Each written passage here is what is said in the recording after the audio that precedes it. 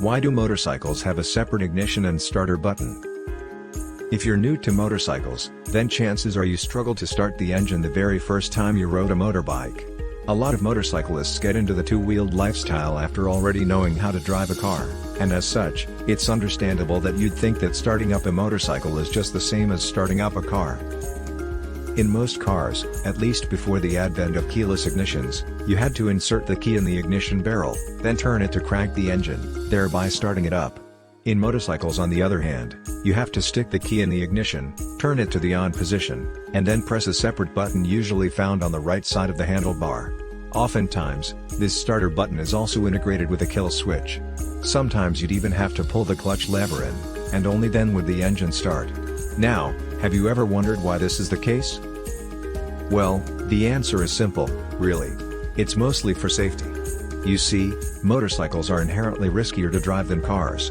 Not only are you exposed to the elements, but you're also rolling on two fewer wheels than your four-wheeled neighbors.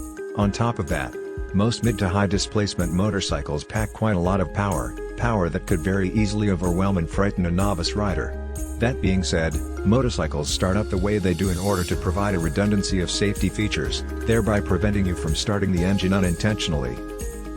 Apart from the separation of the ignition and starter button, most motorcycles have additional redundant safety features that eliminate the possibility of an unintentional startup. Some bikes, such as those from Triumph, require you to pull in the clutch lever every time you start the engine, yes, even if you put it in neutral. Furthermore, nearly all modern-day motorcycles are equipped with a side stand switch that automatically cuts the engine if the side stand is put down while the bike is in gear. The same system also prevents you from starting the engine in gear with the side stand down.